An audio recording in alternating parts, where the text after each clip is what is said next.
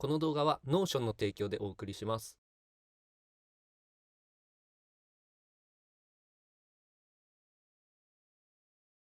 Notion を一言で表すと進化版メモアプリです。僕たちが Notion を使う前はシンプルなテキストベースのメモアプリに ToDo リストとか思いついたアイデアを書き出して YouTube の運営とか日々の行動に役立てていました。しかしテキストだけで管理していると1枚のノートに内容を詰め込みすぎて読みづらい。チームとしての管理がしづらい。具体的には相方の海子と一緒に YouTube チャンネルを合計3つ運営しているんですが、各自の持っているノウハウを共有しづらい。各自のチャンネルのスケジュールを把握できないとか、そういう問題がありました。そこで Notion を使って YouTube の運営の管理を始めることにしました。Notion を使うとテキストベースのメモ帳とは別次元のドキュメントを簡単に作れます。ページ内でスラッシュ入力するとメニューの一覧が表示されて、そこからいろいろなコンテンツを自在に作成できます。僕たち流の Notion の使い方を簡単に説明します。Notion では複数のスペースを作ることができます。僕たちの場合は海子と2人で管理するチームスペースと、それぞれが個人的なメモやアイデアを記録するプライベートスペースに分けて使ってます。チームスペースは達夫と海子の2人が更新できるスペースで、チーム専用のウィキのようなイメージです。動画の撮影や編集の Tips を共有する場としてノウハウっていうページを作ったり、年間のプロジェクトを月単位で見える化したりしています。そして PDCA サイクルを回す仕組み作りの一環として YouTube 企画分析っていうページを作りました。動画を作る前に構成やアイデアをまとめておき、公開後はパフォーマンスを振り返り改善点を洗い出し、後続の動画に活かします。テーブルビューでは様々なプロパティを追加できて、フィルターや並べ替えにより見たい項目を整理できます。オプションで AI 機能が使えるので、これらのドキュメントが溜まってきたら AI にようやく分析してもらえば効率的にノウハウを言語化していけると思います。案件管理用のページも作っています。これもテーブルビューで一覧できたり、ボードビューっていうのがあって、これはステータスごとに分けて表示できたりします。タグやステータスは自由に作成と編集が可能です。で、このページの下の部分にカレンダーを設置して動画公開のスケジュールを一覧できるようにしています。2人で3つのチャンネルを運営しているので、ラベルでチャンネルを識別できるように設定しています。以上が海子と達夫で2人で管理するチームスペースについてでした。Notion では複数のスペースを作ることができて、達夫専用のプライベートスペースも使っています。こちらでは個人的な日々の ToDo 管理やアイディアを思いついた時のメモなどを記録しています。スマホアプリもあるので、思いついた時にすぐにメモできます。最後に新機能の Notion カレンダーも紹介します。Notion カレンダーは複数人で予定を管理するのに適したカレンダーです。僕たちの場合はリモートでミーティングする際のスケジュール管理に使えそうです。新しく予定を作成すると Google Meet や Zoom のリンクをその場で共有できます。また Notion のページもその場で作成添付することができるので、議事録とか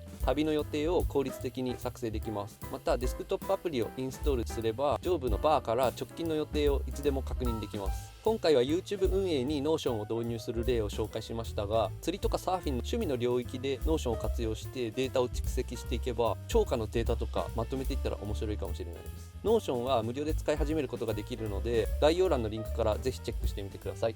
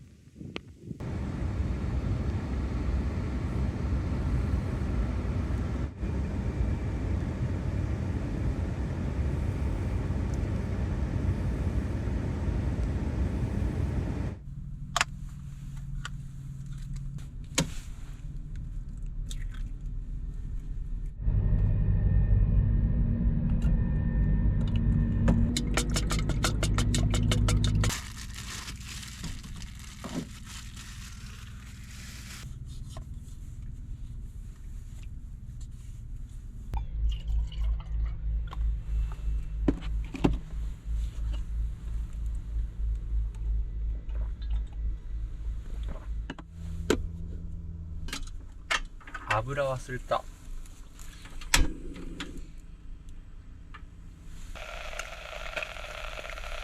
油忘れちったな。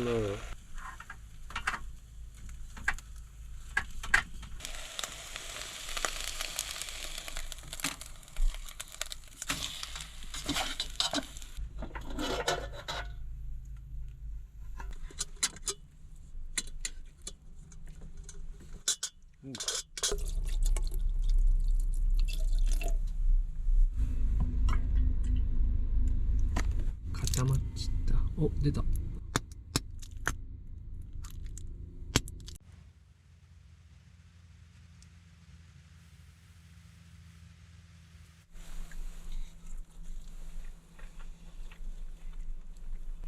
うまい。意外とうまい。